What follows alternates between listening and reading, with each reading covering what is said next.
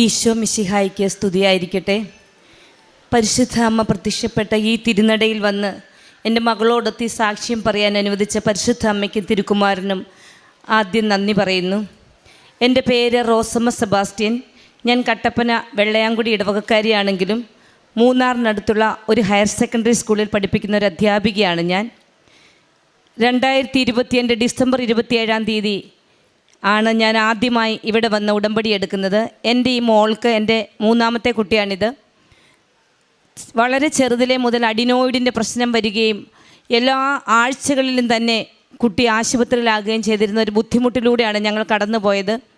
ആ സമയത്ത് എൻ്റെ നാത്തൂൻ ഇവിടുത്തെ എന്നും വന്നിരുന്ന ഒരാളാണ്. ചേച്ചിയാണ് എന്നോട് പറഞ്ഞത്, കൃപാസനത്തിൽ പോയി ഉടമ്പടി എടുക്കൂ, ഇത് കുറയുമെന്ന്. അങ്ങനെ 2022 ഡിസംബറിൽ ഞാനും എൻ്റെ ഭർത്താവും ആദ്യമായി ഇവിടെ വന്നു. ഉടമ്പടി എടുത്ത് തിരിച്ചു പോയി. പറ്റുന്നതുപോലെ ഉടമ്പടി പ്രാർത്ഥനകളൊക്കെ ചെയ്തു പോയിരുന്നെങ്കിലും കുഞ്ഞെപ്പോഴും ഹോസ്പിറ്റലിലായിരുന്നു. എൻ്റെ ലീവ് വർഷത്തെ 15 ലീവും ഏതാണ്ട് ആദ്യത്തെ മാസം തന്നെ തീർന്നു പോകുന്ന അവസ്ഥയാണ്. മൂക്ക് അടഞ്ഞ് മൂക്കിൽ ദശ വളരെ ഇതായിട്ട് തലയ്ക്ക് വളരെ പ്രശ്നമായി, എപ്പോഴും വളരെ ബുദ്ധിമുട്ടാണ്. അതിൻ്റെ ഭാഗമായി ആദ്യം കോട്ടയം മെഡിക്കൽ കോളേജിലും തുടർന്ന് Kattappana saint John's, Kattappana cooperative, അങ്ങനെ സർജന്മാരുള്ള എല്ലാ ആശുപത്രികളിലും മിക്ക മാസങ്ങളിലും ഞാൻ ഇവളെയും കൊണ്ട് അഡ്മിറ്റാണ്. 10 ദിവസം കിടക്കുമ്പോൾ 1 ലക്ഷത്തിൽ കൂടുതലോ കുറഞ്ഞതോ ആയ ബില്ല്, അതോ അങ്ങനെ സാമ്പത്തിക പ്രതിസന്ധികൾ വളരെ ബുദ്ധിമുട്ടി. 2022 അങ്ങനെ കഴിഞ്ഞു പോയി. 2023 ആയപ്പോഴേക്കും ഈ അസുഖം വളരെ കൂടി, മൂക്കിലത് വളരെ കൂടിയിട്ട് ചെവിയിലൂടെ ബ്ലഡ് വരാൻ തുടങ്ങി. എല്ലാ സമയത്തും ചെവിയുടെ ഒരു ഇയർ ഡ്രം പൊട്ടിയിട്ട് ചെവിയിലൂടെ ബ്ലഡ് വരികയാണ്. ഹോസ്പിറ്റലിൽ അഡ്മിറ്റ് ആകുമ്പോൾ ഓരോ പഞ്ഞി വളരെ ഉരുട്ടി നേഴ്സസ് ചെവിയിൽ വെച്ച് 5 മിനിറ്റ് കഴിയുമ്പോൾ അത് കട്ട ചോരയായിട്ടാണ് പുറത്തേക്ക് വരുന്നത്.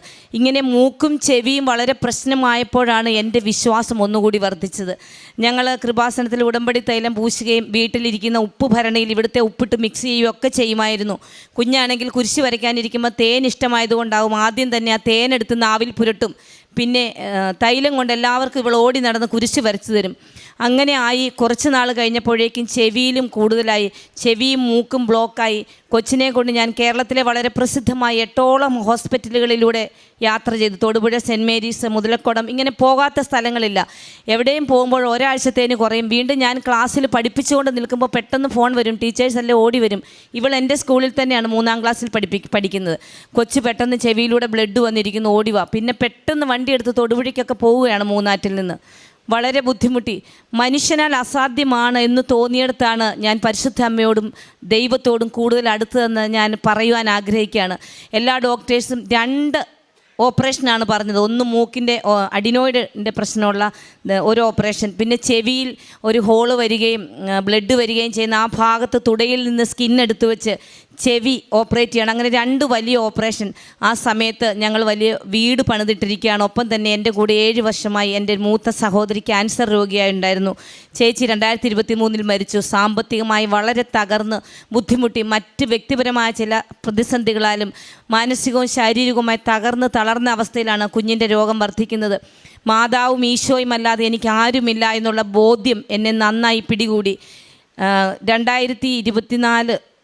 2021 മെയ് മാസം അവസാന രക്ഷയ്ക്ക് വേണ്ടി ഞാൻ കുഞ്ഞിനെയും കൊണ്ട് ആസ്റ്റർ മെഡിസിറ്റിയിൽ വരികയും സർജനെ കാണുകയും അപ്പോൾ ഡോക്ടർ എന്നോട് പറഞ്ഞത് എന്നെ അടുത്ത റൂമിലേക്ക് വിട്ടിട്ട് ഒരു ചാർട്ട് എടുത്ത് തരികയാണ് ചെയ്തത്. മെയ് മാസം 10 അഡ്മിറ്റ് ആകുകയും 2 ഓപ്പറേഷൻ നടത്തുകയും ചെയ്തു. 2 ഓപ്പറേഷനും കൂടി വലിയ ഒരു സംഖ്യയും എന്നോട് പറഞ്ഞു. വളരെ പെട്ടെന്ന് ഈ ഓപ്പറേഷൻ എന്ന് പറഞ്ഞപ്പോൾ 6 കുഞ്ഞിൻ്റെ പല്ലുകളൊക്കെ പുഴുപ്പല്ലായിരുന്നു. 6 പല്ലുകൾ കീറിയെടുത്തതിന് ശേഷമേ ഓപ്പറേഷൻ ചെയ്യാൻ പറ്റുള്ളൂ എന്ന് പറയുകയും ആ ദിവസങ്ങളിൽ ഒറ്റ ദിവസം തന്നെ 4 പല്ല് കീറിയെടുത്തു. പച്ചയ്ക്ക് കുത്തിവെച്ച് കീറിയെടുത്തതിൻ്റെ വേദനയെല്ലാം കൂടി ഓപ്പറേഷൻ 2 കേട്ട് കുഞ്ഞ് വല്ലാതെ ഭയപ്പെട്ടു. കുഞ്ഞിനോട് ഇത് പറയുമ്പോൾ കുഞ്ഞ് വിറയ്ക്കുകയാണ്, അമ്മ എൻ്റെ തല ഓപ്പറേഷൻ ചെയ്യല്ലേ എന്ന് പറഞ്ഞുകൊണ്ട്. എന്തായാലും ഡോക്ടറുടെ അടുത്ത് നിന്നിറങ്ങി പിറ്റേന്ന് ഞാൻ തന്നെ കാർ ഓടിച്ച് ഞാൻ ഈ കൃപാസനത്തിൽ വന്നു. ഇതിൻ്റെ പുറത്ത് വന്ന് നിന്നപ്പോൾ തന്നെ എനിക്ക് മനസ്സിലായി, എല്ലാ ഇടങ്ങളും പരീക്ഷിച്ച് നിസ്സഹായ അവസ്ഥയിൽ മാതാവിനെ മാത്രം ദൈവത്തെ ശരണം വെച്ചുകൊണ്ട് ഈ കൃപാസനത്തിൽ വന്ന ആ ദിവസം, അതിനു മുമ്പ് ഒരിക്കലും വന്ന പോലെ അല്ല ഞാനിവിടെ വന്ന് വിശ്വാസത്തിൽ ഉറച്ച് എനിക്കാരുമില്ല ഈ ഉലകത്തിൽ, നമുക്ക് ദൈവം മാത്രമേ ഉള്ളൂ, പരിശുദ്ധ അമ്മയും ദൈവമേ ഉള്ളൂ, മനുഷ്യരാൽ നമുക്കൊന്നും ചെയ്യാൻ സാധിക്കില്ല എന്ന് മനസ്സിലായി. എല്ലാ പ്രതിസന്ധികളും കൊണ്ട് ഈ തിരക്കിലേക്ക് ഞാൻ കയറി വന്നപ്പോൾ തന്നെ എനിക്ക് തോന്നി എൻ്റെ തലയിലേക്ക് ആരോ ഒരു മുല്ലപ്പൂവിൻ്റെ കൊട്ട മറിച്ചിട്ടതുപോലെ. അത്രയ്ക്കും മുല്ലപ്പൂവിൻ്റെ സുഗന്ധം. എൻ്റെ കൂടെ വന്ന ആൻറ്റിയോട് ഞാൻ ചോദിച്ചു, ഇതെവിടുന്നാണ് മുല്ലപ്പൂവിൻ്റെ മണം? ആൻറ്റി പറഞ്ഞു, എനിക്ക് വരുന്നില്ല. പ്രിയമുള്ളവരെ, ഞാൻ ഉടമ്പടി പുതുക്കുവാനായിട്ട് ഞാൻ താമസിച്ചാണ് വന്നത്. ഉടമ്പടി പുതുക്കി മേളിലെല്ലാം പോയി ഇവിടെ പുതുക്കിയ ഉടമ്പടിയുടെ പേപ്പർ ഇടാനായിട്ട് നിൽക്കുമ്പോൾ ആണ് ഞാൻ ഇവരോട് അച്ഛനെ കാണുന്ന കാര്യം ചോദിച്ചപ്പോൾ ഇവിടെ ഉള്ളവർ പറഞ്ഞു 2:30 മുമ്പേ അച്ഛനെ കാണുവാൻ ടോക്കൺ എടുക്കാൻ പറ്റുള്ളൂ, ഇനി പറ്റില്ല. അപ്പോൾ ഞാൻ എന്തിനെന്നറിയാതെ നിസ്സഹായാവസ്ഥയിൽ ആ സൈഡിൽ ഈ ബാക്കിലായിട്ട് നിന്ന് ഞാൻ പൊട്ടി കരഞ്ഞു. എന്നോടൊരു ചേച്ചി ചോദിച്ചു, എന്താണ് മോളെ ഇങ്ങനെ കരയുന്നത്? ഞാൻ പറഞ്ഞു, എൻ്റെ കുഞ്ഞിനൊരു ഓപ്പറേഷൻ പറഞ്ഞു, 2 ഓപ്പറേഷനാണ്. എനിക്ക് അച്ഛനെ കണ്ട് തലയ്ക്ക് പിടിപ്പിക്കണമെന്നുണ്ട്, അതിനുപോലും പറ്റിയില്ല. എനിക്ക് ഇടുക്കിക്ക് തിരിച്ചു പോകണം, എന്ത് ചെയ്യുമെന്നറിയില്ല. അപ്പോൾ ആ ചേച്ചി എന്നോട് പറഞ്ഞു, അവിടെയൊക്കെ അടച്ചുപോയി, എന്നാൽ അവിടെ ഒന്ന് ചെന്ന് നോക്കിയാൽ ജനലയ്ക്കൽ ആരെങ്കിലും ഉണ്ടെങ്കിൽ ഒന്ന് പറഞ്ഞു നോക്കുമെന്ന്. പ്രിയമുള്ളവരെ, അതാരാണെന്ന് എനിക്കറിയില്ല. ഞാനിതിലെ നടന്ന ജനലയ്ക്കൽ ചെന്നപ്പോൾ അവിടെ ഒരു ചേട്ടൻ ഇരിക്കുന്നു. ചേട്ടനോട് ഇങ്ങനെ പറഞ്ഞപ്പോൾ സത്യം പറഞ്ഞാൽ എന്തെങ്കിലും ആ ഓപ്പറേഷൻ്റെ പേപ്പർ പോലും ഞാൻ എടുത്തിട്ടില്ല എന്നാണ് എനിക്ക് തോന്നുന്നത്. അത്തരത്തിലൊരു മാനസികാവസ്ഥയിലായിരുന്നു. വിങ്ങുന്ന ഹൃദയവുമായിട്ടാണ് ഞാൻ ഇന്ന് അതിലേ നടന്നത്. ആ ചേട്ടനോട് പറഞ്ഞപ്പോൾ ചേട്ടൻ പറഞ്ഞു, അപ്പുറത്തൊരു സിസ്റ്റർ കാണും, അവിടെ ചെന്ന് പറയൂ. എനിക്കറിയില്ല, ഒരു വെളുത്ത സിസ്റ്റർ അവിടെ നിന്നു. ആ സിസ്റ്റർ എൻ്റെ ഒരു കുറിപ്പ് തന്നു. ഞാനത് ഇവിടെ ഇരിക്കുന്ന സിസ്റ്ററിൻ്റെ കയ്യിൽ കൊണ്ടു കൊടുത്തു. ആദ്യമേ തന്നെ എന്നെ വിളിച്ചകത്ത് കയറ്റി എൻ്റെ ഉടമ്പടി ഇട്ടു. അതിനുശേഷം ഈ കുഞ്ഞ് മാതാവിൻ്റെ മുമ്പിൽ നിന്ന് പൊട്ടി കരയുന്നു. ഞാൻ നോക്കിയപ്പോൾ ഞാൻ ചോദിച്ചു, എന്താ മോളെ കരയുന്നത്? അമ്മച്ചി, എൻ്റെ തല ഓപ്പറേഷൻ ചെയ്യുന്നത് എനിക്ക് പേടിയാ അമ്മയെന്ന് പറഞ്ഞ് കൊച്ചു നിന്ന് വിറയ്ക്കുകയാണ്. എനിക്കറിയില്ല ആരാണ് എന്നെ അന്ന് ഇവിടെ നിയന്ത്രിച്ചതെന്ന്. ഇവിടെ ഭയങ്കര തിരക്കായിരുന്നു. എനിക്ക് കിട്ടിയ പേപ്പറുമായി ഏറ്റവും പിന്നിൽ പോയി നിന്നപ്പോൾ എൻ്റെ മുമ്പിൽ കുറേ ആൾക്കാർ റോസ് പേപ്പറുമായി നിൽക്കുന്നു. ഞാനിവിടെ പറഞ്ഞതൊക്കെ ഉടമ്പടി എടുക്കാൻ പോയിരുന്നതുകൊണ്ട് പേപ്പറിൻ്റെ കളറിനെ കുറിച്ചൊന്നും എനിക്ക് മനസ്സിലായില്ല. അപ്പോൾ വീണ്ടും പ്രായമുള്ള ഒരു സ്ത്രീ ഇതിൻ്റെ പിറകിൽ വന്നിട്ട് എന്നെ തോണ്ടി വിളിച്ചിട്ട് പറഞ്ഞു, കുഞ്ഞെ, നീ ഈ മഞ്ഞ പേപ്പറുമായി ഇവിടെ നിൽക്കാതെ ഏറ്റവും മുൻപിലേക്ക് ചെല്ലൂ. അച്ഛനിപ്പോൾ ചോദിച്ചതേ ഉള്ളൂ മഞ്ഞ പേപ്പറുള്ള ആരെങ്കിലും ഉണ്ടോ എന്ന്. ഞാൻ പെട്ടെന്ന് മുൻപിലേക്ക് വന്നു. കുഞ്ഞിനെ അച്ഛൻ അടുത്തേക്ക് വിളിച്ചു. കുഞ്ഞിൻ്റെ കയ്യിലിരുന്ന പേപ്പർ ജോസഫ് അച്ഛൻ വാങ്ങിച്ചു. അച്ഛൻ അൾത്താരയിൽ ചെന്ന് പ്രാർത്ഥിച്ച്. ഞാൻ അന്ന് വരെ വിചാരിച്ചിരുന്ന കുഞ്ഞിൻ്റെ മൂക്കിൻ്റെ മുകളിൽ എവിടെയോ ആണ് ആദ്യത്തെ ഓപ്പറേഷൻ എന്നാണ്. പക്ഷേ അച്ഛൻ കുഞ്ഞിൻ്റെ തല ഇങ്ങനെ തിരിച്ചു പിടിച്ചിട്ട് പെടലിയുടെ ഭാഗത്ത് കുരിശ് വെച്ച് പ്രാർത്ഥിച്ചപ്പോൾ ഞാൻ മനസ്സിൽ വിചാരിച്ചു, അച്ഛൻ എന്താണ് അവിടെ കുരിശ് വയ്ക്കുന്നത്? എൻ്റെ വിചാരം മൂക്കിൻ്റെ മുകളിലാണ് ഒരു ഓപ്പറേഷൻ എന്നായിരുന്നു. അച്ഛൻ കുഞ്ഞിനെ ഒരു കാശ് രൂപ കൊടുത്തിട്ട്, ഒന്നും കുഴപ്പമില്ല, മോള് പൊയ്ക്കോ എന്ന് പറഞ്ഞു. ഇവിടുന്ന് കുഞ്ഞിനെയും കൈ പിടിച്ചുകൊണ്ട് ഇതുപോലെ ആളിനിടയിലൂടെ ഞാൻ ആ ഭാഗത്തെത്തിയപ്പോൾ വീണ്ടും ആദ്യത്തേതുപോലെ തന്നെ വളരെ മനോഹരമായി മുല്ലപ്പൂവിൻ്റെ സുഗന്ധം. പ്രിയപ്പെട്ടവരെ, അന്ന് എൻ്റെ ജീവിതത്തിൽ 2022 മുതൽ വന്നുവെങ്കിലും മാതാവ് എന്നെ തൊട്ടു എന്ന് ഞാൻ വളരെ വിശ്വാസത്തോടു കൂടി പറയുന്നു. ഇവിടെ നിന്നിറങ്ങി ഞങ്ങൾ വീട്ടിൽ പോയി. വീട്ടിൽ ചെന്നതിന് ശേഷം 8-ാം തീയതി ഞാൻ ഓപ്പറേഷന് പോയില്ല. വീട്ടിൽ ചില വളരെ വലിയ സാമ്പത്തിക പ്രതിസന്ധികളും മറ്റു ചില ബുദ്ധിമുട്ടുകളും ഉണ്ടായിരുന്നൊരവസ്ഥയായിരുന്നു. 15-ാം തീയതിയോട് കൂടി ഞാൻ കുഞ്ഞിനെയും കൊണ്ട് മറ്റൊരാവശ്യത്തിന് പാലാ മാർസ്ലിയ ഹോസ്പിറ്റലിൽ പോയി. ഹോസ്പിറ്റലിൽ ചെന്നപ്പോൾ ഡോക്ടറോട് ഞാൻ പറഞ്ഞു, ഇങ്ങനെ ഒരു ഓപ്പറേഷൻ പറഞ്ഞിരുന്ന കുട്ടിയാണ്, അതുകൊണ്ട് മരുന്ന് കൊടുക്കുന്നതിനെക്കുറിച്ച്. ഡോക്ടർ പറഞ്ഞു, നമുക്ക് കുഞ്ഞിൻ്റെ തല സ്കാൻ ചെയ്തതിന് ശേഷം മറ്റേ ബുദ്ധിമുട്ടിന് മരുന്ന് കൊടുക്കുന്നതിനെക്കുറിച്ച് ആലോചിക്കാമെന്ന് പറഞ്ഞ് ഡോക്ടർ സ്കാൻ ചെയ്തിട്ട് ആ പേപ്പറും കൊണ്ടുവന്ന് എന്നെ അകത്തേക്ക് വിളിച്ചിട്ട് ചോദിക്കുകയാണ്, ഈ കുട്ടിക്ക് ഇങ്ങനെ ഒരു അസുഖമുണ്ടെന്ന് ആരാണ് പറഞ്ഞത്? ഞാൻ പറഞ്ഞു, കേരളത്തിലെ തന്നെ പ്രസിദ്ധമായ 9 ഹോസ്പിറ്റലുകളിൽ പോയതിന് ശേഷമാണ് ഞാൻ ആസ്റ്റർ മെഡിസിറ്റിയിൽ പോയത്. അവിടെ നിന്നാണ് എനിക്ക് ഓപ്പറേഷന് ഡേറ്റ് തന്നിരിക്കുന്നതെന്നും. പ്രിയപ്പെട്ടവരെ, അപ്പോൾ ആ ഡോക്ടർ പറയാണ്, ഈ കുഞ്ഞിന് ചെവിയിലോ മൂക്കിലോ അങ്ങനെ നിങ്ങൾ പറഞ്ഞ അസുഖത്തിൻ്റെ യാതൊരു ലക്ഷണങ്ങളുമില്ല. ഇവൾക്ക് ഒരു ഓപ്പറേഷനും അസുഖവും ഒന്നുമില്ല. ഇവൾക്കൊരു പനിയുടെ മരുന്ന് പോലും നിങ്ങൾ കൊടുക്കണ്ട. അത് പരിശുദ്ധ അമ്മയുടെ ഒരു വലിയ സാക്ഷ്യമായി. ഞാൻ അപ്പോൾ തന്നെ ആശുപത്രിയിൽ നിന്ന് തന്നെ പലരോടും പറഞ്ഞു, ഇതേ ഞാൻ 10-ാം തീയതി ഓപ്പറേഷന് പറഞ്ഞിരുന്നതാണ്. 10ാമത്തെ ഹോസ്പിറ്റലാണ് ആസ്റ്റർ മെഡിസിറ്റി. എൻ്റെ പരിശുദ്ധ അമ്മ എൻ്റെ കുഞ്ഞിൻ്റെ ഓപ്പറേഷൻ മാറ്റിക്കളഞ്ഞിരിക്കുന്നു. പരിശുദ്ധ അമ്മയ്ക്ക് എത്രമാത്രം സ്തുതി പറഞ്ഞാലും മതിയാവില്ല. അത് എൻ്റെ 1-ാമത്തെ സാക്ഷ്യം. 2-ാമത്തെ സാക്ഷ്യം, ആ മാസം തന്നെ 30-ാം തീയതി, അത് മെയ് 30-ാം തീയതി ഞാൻ ചേച്ചിയുടെ രോഗാവസ്ഥയും വീട് പണിയുമൊക്കെ ബന്ധപ്പെട്ട് ഹസ്ബൻഡ് കുറച്ച് കാലമായി ദുബായിൽ നിന്ന് തിരിച്ചു വന്നിരിക്കുകയായിരുന്നു. ഈ കുഞ്ഞിന് അസുഖം കൂടുന്ന സമയത്ത് അദ്ദേഹത്തിന് വിസ വരികയും പോവുകയും ചെയ്തു. പക്ഷേ ആ മാസം എനിക്കൊരു 15 ലക്ഷം രൂപ കൊടുക്കേണ്ടതുണ്ട്. ഞാനൊരു +2 അധ്യാപികയായിരുന്നത് കൊണ്ട് എന്നിൽ വിശ്വസിച്ച് തന്നതാണ്. പക്ഷേ ആ സമയത്ത് എനിക്ക് പൈസ കൊടുക്കാൻ 15 ലക്ഷം പോയിട്ട് 15,000 രൂപ പോലും കയ്യിലില്ലാത്ത ഒരു അവസ്ഥയിലാണ് ഞങ്ങളപ്പോൾ കഴിയുന്നത്. ഞാൻ ഇവിടെ നിന്ന് ഉടമ്പടി എടുത്തിട്ട് പോയിട്ട് എന്നും പ്രാർത്ഥിക്കും. ഞാനും മക്കളും കൈപിടിച്ച് പ്രാർത്ഥിക്കും. കടത്ത് കൊടുക്കാമെന്ന് പറഞ്ഞ ഡേറ്റ് എങ്ങനെ മാറ്റി പറഞ്ഞാൽ പറ്റത്തില്ല. അവർക്ക് ആ പൈസ വേണ്ടതാണ്. വീട്ടിൽ സത്യം പറഞ്ഞാൽ ഭക്ഷണം വെക്കാൻ പോലും മാനസികവും ശാരീരികവുമായി ഞാൻ ബുദ്ധിമുട്ടി. അത്രയ്ക്കും പ്രയാസപ്പെട്ടു. എന്ത് ചെയ്യും? അങ്ങനെ 25-ാം തീയതി ആയിട്ടും ഞാൻ വിചാരിച്ച കാര്യങ്ങളൊന്നും നടന്നില്ല. പ്രിയമുള്ളവരെ, പരിശുദ്ധ അമ്മയുടെ രൂപം, എനിക്ക് കിടന്നാൽ ഉറക്കം വരാഞ്ഞിട്ട് പരിശുദ്ധ അമ്മയുടെ രൂപം ഞാനും മക്കളും കിടക്കുന്ന കട്ടിലിൽ എൻ്റെ അടുത്ത് എൻ്റെ തലഭാഗത്തായിട്ട് പരിശുദ്ധ അമ്മയുടെ വലിയ രൂപം കൊണ്ട് വെച്ചിട്ട് പരിശുദ്ധ അമ്മയുടെ കാൽഭാഗം ചേർത്ത് കെട്ടിപ്പിടിച്ച് കരഞ്ഞുകൊണ്ട് അമ്മച്ചിയോട് പറയുന്നത് പോലെ ഞാൻ പറഞ്ഞു, എൻ്റെ ചാച്ചനും അമ്മച്ചിയും മരിച്ചുപോയി, പരിശുദ്ധ അമ്മയും ഈശോയും ഇറങ്ങി വന്നേ പറ്റുള്ളൂ, എനിക്ക് അമ്മയോടെ പറയുവാനുള്ളൂ. അമ്മയുടെ രൂപം കെട്ടിപ്പിടിച്ചുകൊണ്ട് ഞാൻ 3 രാത്രികളിൽ എൻ്റെ കൂടെ അമ്മയെ കിടത്തി ഉറക്കി. ഞങ്ങൾ കിടന്ന പുതപ്പിനകത്ത് പരിശുദ്ധ അമ്മയെ വെച്ച് ഞാൻ കിടന്നുറങ്ങി.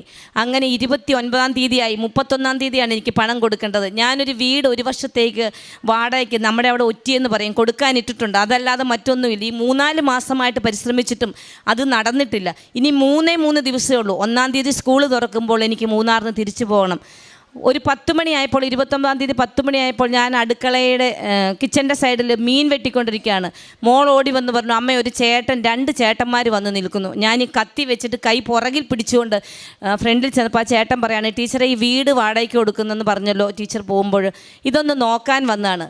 പ്രിയപ്പെട്ടവരെ, നിങ്ങൾ വിശ്വസിക്കുമോ എന്ന് എനിക്കറിയില്ല. ആദ്യം വന്ന ആ മനുഷ്യൻ 2-ാം നിലയിൽ നിൽക്കുമ്പോൾ വീണ്ടും ഒരു കാറ് വന്നു, അവർ 1-ാം നിലയിൽ നിന്നു. 3-മതൊരു കാറ് വന്നു, അവർ ഞങ്ങളുടെ സിറ്റൗട്ടിൽ നിൽക്കുന്നു. 4-മതും 5-മതും ഓരോ വണ്ടികൾ ഞങ്ങളുടെ മുറ്റത്ത് വന്നു. ഞാൻ പറഞ്ഞു, അവരെല്ലാവരും വീട് കാണാൻ വന്നതാണ്. ഞാൻ പറഞ്ഞു, 2 പേര് വീടിനകത്ത് നിൽക്കുകയാണ്, അവരിറങ്ങിയിട്ട് കാണാം. പ്രിയമുള്ളവരെ, 10-നും 10:15 ഇടയ്ക്ക് 5 ബ്രോക്കർമാർ എൻ്റെ വീട്ടിൽ ആൾക്കാരെയും കൊണ്ടുവരികയും അവിടെ വെച്ച് തന്നെ ഞാൻ കൊടുക്കാമെന്ന് പറഞ്ഞതിനേക്കാൾ 2.5 ലക്ഷം രൂപ കൂട്ടി എനിക്ക് വീടിന് അഡ്വാൻസ്, ആ ഒറ്റ വർഷത്തെ വാടകയ്ക്ക് അഡ്വാൻസ് തരികയും ചെയ്തു. ഇതൊക്കെ പരിശുദ്ധ അമ്മയുടെ വലിയ മിറക്കളെന്നല്ലാതെ എന്താണ് പറയുക. ആ 15 മിനിറ്റ് കൊണ്ട് 5 കൂട്ടരാണ് എൻ്റെ വീട്ടിൽ വന്ന. 6 മാസം കൊണ്ട് ഞാൻ നോക്കിയിട്ട് ശ്രമിച്ചിട്ട് നടക്കാത്ത കാര്യമാണ് പരിശുദ്ധ അമ്മ നടത്തി തന്നത്. അങ്ങനെ ആ മെയ് 30 അന്ന് തന്നെ മുഴുവൻ പൈസയും അക്കൗണ്ടിലേക്കിട്ട് മെയ് 31-ന് ആ പണം കൊടുക്കാൻ എനിക്ക് സാധിച്ചു. അതുപോലെ ജീവിതത്തിൻ്റെ പല ആത്യന്തിക ഘട്ടങ്ങളിലും പരിശുദ്ധ അമ്മ നേരിട്ട് ഇറങ്ങി വന്ന് ഞങ്ങളുടെ കൈ പിടിച്ച് നടത്തിയ അനുഭവങ്ങൾ എൻ്റെയും മക്കളുടെയും ഞങ്ങളുടെ കുടുംബത്തിൻ്റെയും ജീവിതത്തിലുണ്ട്. ഇനിയും ജീവിതത്തിലെ പ്രതിസന്ധികളും ബുദ്ധിമുട്ടുകളും ഒക്കെ ഉണ്ട്. പക്ഷെ അവിടെയൊക്കെയും പരിശുദ്ധ അമ്മയും തിരുക്കുമാരനും ജീവിതത്തിൽ അവസാന നിമിഷത്തിൽ ഇടപെടുമെന്നും ജീവിതത്തിലെ എല്ലാ പ്രതിസന്ധികളിലും തകരാതെ തളരാതെ തോണി മുങ്ങുന്ന സമയത്തെങ്കിലും മാതാവ് കരം പിടിച്ചുയർത്തുമെന്നും എനിക്ക് വലിയ വിശ്വാസമാണ്. എൻ്റെ ഈ കുഞ്ഞിൻ്റെ ഓപ്പറേഷൻ തന്നെ അതിന് വലിയൊരു തെളിവാണ്.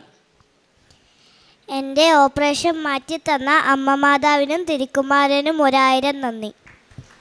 പിന്നെ പുണ്യപ്രവൃത്തികൾ എന്ന് പറയുന്നത്, ഞാൻ മൂന്നാർ അടുത്തൊരു +2-ലാണ് ജോലി ചെയ്യുന്നത്. പലപ്പോഴും അവിടെയൊക്കെ കുടികളിലെ കുട്ടികളൊക്കെ പഠിക്കുന്ന ഇടങ്ങളാണ്. എന്നെക്കൊണ്ട് കഴിയുന്നത് പോലെ പലർക്കും വീട്ടിലെ നമ്മുടെ ക്ലാസ്സിലെ കുട്ടികളുടെ വീട്ടിൽ ചിലവിന് പോലും കൊടുത്ത് കുട്ടികളെ കൊണ്ടുവരേണ്ട, ബസ് ഫീസുകളൊക്കെ കൊടുത്ത് കുട്ടികളെ കൊണ്ടുവരേണ്ട അവസ്ഥയുണ്ട്. എൻ്റെ ഏത് പ്രതിസന്ധിയിലും എത്ര കഷ്ടപ്പെട്ടിട്ടാണെങ്കിലും അങ്ങനെയുള്ള കുട്ടികൾക്ക് അവരുടെ കുടുംബത്തിന് എന്നാൽ കഴിയുന്ന സഹായം ചെയ്യുന്നുണ്ട്. അതുപോലെ തന്നെ രോഗികൾക്ക് നമ്മുടെ കയ്യിലില്ലെങ്കിലും അവർ ചോദിക്കുമ്പോൾ എവിടെ നിന്നാണെങ്കിലും കുറച്ചെങ്കിലും കൊടുക്കാൻ ശ്രമിക്കുന്നുണ്ട്. കഴിഞ്ഞ 2 വർഷമായി എല്ലാ ദിവസവും എൻ്റെ ഫോണിൽ ആദ്യം ഞാൻ എഴുന്നേറ്റ് വരുമ്പോൾ തന്നെ ഈശോയുടെയും പരിശുദ്ധ അമ്മയുടെയും മുമ്പിലിരുന്ന് വചനം വായിച്ച് എൻ്റെ അന്നത്തെ ദിവസം കർത്താവിന് സമർപ്പിച്ചിട്ടാണ് ഞാൻ കിച്ചണിൽ പോയി ചായ ഇടാറുള്ളൂ. എൻ്റെ ഫോണിൻ്റെ എല്ലാ ദിവസവും ആദ്യത്തെ സ്റ്റാറ്റസ് ഞാൻ വായിക്കുന്ന ബൈബിൾ വചനങ്ങളാണ്. അതുപോലെ തന്നെ വീട്ടിലെ പ്രാർത്ഥന, അതുപോലെ തന്നെ ഞാൻ പോകുന്ന ഇടങ്ങളിൽ ചിലപ്പോഴൊക്കെ ക്ലാസ് എടുക്കാനോ കുട്ടികളോട് സംസാരിക്കാനോ ഒക്കെ പോകുമ്പോൾ ഇങ്ങനെ എൻ്റെ ജീവിതത്തിലുണ്ടായ അത്ഭുതങ്ങൾ ഞാൻ എല്ലാവരോടും പറയാറുണ്ട്. കൃപാസനത്തിൽ നിന്ന് കിട്ടിയ പത്രം പലപ്പോഴും ഞാൻ ബസ് സ്റ്റാൻഡുകളിലും മറ്റിടങ്ങളിലും ഹോസ്പിറ്റലുകളിലും ഒക്കെ കൊടുക്കാറുണ്ട്. കഴിഞ്ഞ മാസമാണെങ്കിലും വന്നില്ലെങ്കിൽ എൻ്റെ നാത്തൂൻ ഇവിടെ വന്ന് വാങ്ങിച്ചുകൊണ്ടുവന്ന പത്രങ്ങൾ കൊടുക്കാറുണ്ട്. മക്കളെ കൊണ്ട് 3 പേരെ കൊണ്ടും വിശ്വാസ ജീവിതത്തിൽ അടിയുറപ്പിച്ച് ജീവിക്കുവാനും അവരും നല്ല വിശ്വാസികളായി നല്ല രീതിയിൽ വിശ്വാസത്തിൽ ജീവിക്കുന്നതും അവർ വഴി മറ്റുള്ള കുഞ്ഞുങ്ങൾക്ക് ദൈവവചനം പറഞ്ഞു കൊടുക്കാനും ഒക്കെ ശ്രമിക്കാറുണ്ട്. അതുപോലെ തന്നെ കൃപാസനത്തിലെ ഉപ്പും തൈലവും ഒക്കെ എല്ലാവർക്കും കൊടുത്ത് വിശ്വാസം അവരെ കൂടി വിശ്വാസത്തിൽ ആഴപ്പെടുത്തുവാനായിട്ട് ശ്രമിക്കാറുണ്ട്. ഒത്തിരി ഒന്നും ചെയ്യാറില്ലെങ്കിലും ചുരുങ്ങിയ ജീവിത സാഹചര്യങ്ങളിൽ പറ്റുന്നത്ര പുണ്യപ്രവർത്തികൾ ചെയ്യാൻ സാധിക്കുന്നുണ്ട്. അപ്പോൾ ഇവിടെ വന്ന കൃപാസനവുമായി ബന്ധപ്പെട്ടതിന് ശേഷം എൻ്റെ വ്യക്തി ജീവിതത്തിൽ അടിയുറച്ച ദൈവവിശ്വാസവും പരിശുദ്ധ അമ്മയോടുള്ള ഭക്തിയും മറ്റുള്ളവരെ കൂടി ദൈവവിശ്വാസത്തിലേക്ക് കൊണ്ടുവരുവാനും മറ്റ് ഫോണും മറ്റ് കാര്യങ്ങളും ഒക്കെ ഉണ്ടെങ്കിലും അതിൽ കൂടുതൽ സമയം രാത്രിയിൽ ഞാനും എല്ലാവരും കിടന്നുറങ്ങുന്നത് ഇവിടുത്തെ സാക്ഷ്യം കേട്ടുകൊണ്ടാണ്. ഒരു ദിവസം സാക്ഷ്യം വെക്കാതെ ഞാൻ കിടക്കാൻ ശ്രമിച്ചാൽ, ഞാൻ എന്തെങ്കിലും വാർത്ത വെച്ചാൽ അപ്പം തന്നെ കുഞ്ഞ് പറയും, അമ്മേ സാക്ഷ്യം വെച്ചല്ലേ എന്നും ഉറങ്ങാറ്, സാക്ഷ്യം വെക്കാൻ പറയും. സാക്ഷി ഓൺ ചെയ്ത് അത് എപ്പോഴാണോ തീരുന്നതെന്ന് എനിക്കറിയില്ല, അതിനിടയ്ക്ക് എപ്പോഴും ഉറങ്ങിപ്പോകും. അങ്ങനെ വളരെ വലിയ ഒരു ക്രിസ്തീയ ജീവിതത്തിൽ അടിയുറച്ച് പോകുവാനും മറ്റുള്ളവരിലേക്ക് കൂടി ഈ വിശ്വാസത്തിൻ്റെ നന്മ കൊടുക്കുവാനും ഞങ്ങൾ ശ്രമിക്കുന്നുണ്ട്. ഇനിയുള്ള പ്രതിസന്ധികളിലും പരിശുദ്ധ അമ്മ നിലനിർത്തും എന്ന് തന്നെ വിശ്വസിച്ച് ഉറച്ചു പറഞ്ഞുകൊണ്ട് പരിശുദ്ധ അമ്മയ്ക്കും തിരുക്കുമാരനും ജീവിതം കൊണ്ടും ഇവിടെ വന്നു നിന്നുകൊണ്ടും 1000 നന്ദി പറഞ്ഞുകൊണ്ട് നിർത്തുന്നു. നന്ദി. സങ്കീർത്തനങ്ങൾ 32, 6, 7 തിരുവചനങ്ങൾ. ദൈവഭക്തർ ആപത്തിൽ അവിടുത്തോടെ പ്രാർത്ഥിക്കട്ടെ.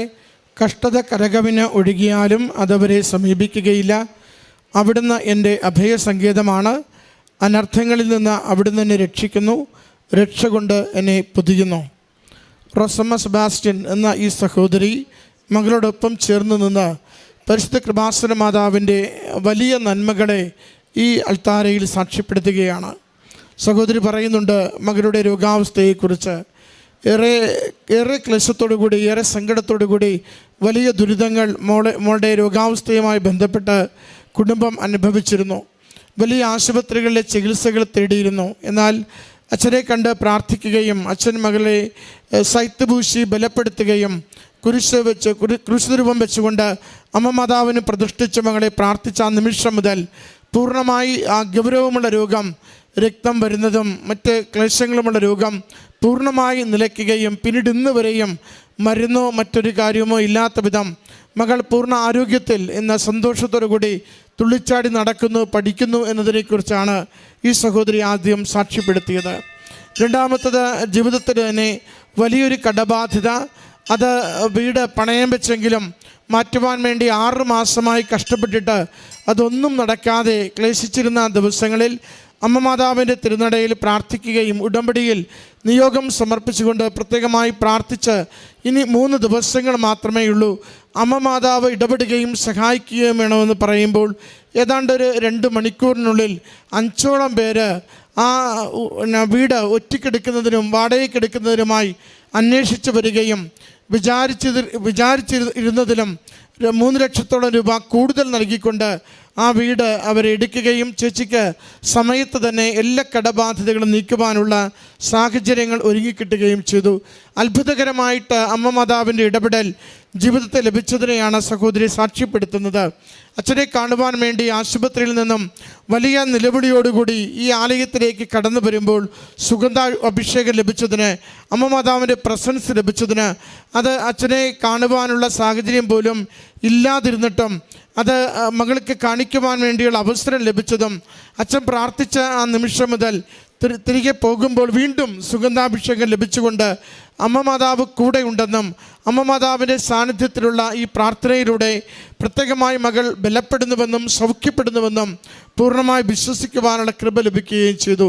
സഹോദരിയുടെ വാക്കുകളിൽ എങ്ങനെ ഉടമ്പടി ജീവിതം നയിക്കണമെന്ന്, വലിയ ക്ലേശങ്ങളിലും എങ്ങനെ പ്രത്യാശയോടുകൂടി പ്രാർത്ഥിക്കണമെന്ന് അമ്മ മാതാവിൻ്റെ കരങ്ങളിലേക്ക് ഒരു നിയോഗം കൊടുത്താൽ അത് പൂർണ്ണമായി തിരുക്കുമാരന് കൊടുത്തുകൊണ്ട് നമ്മളെ അവസാന നിമിഷമെങ്കിലും അനുഗ്രഹിച്ച് സഹായിക്കുമെന്ന ഉറപ്പാണ് മകളുടെ വാക്കുകളിലൂടെ കൈമാറുന്നത്.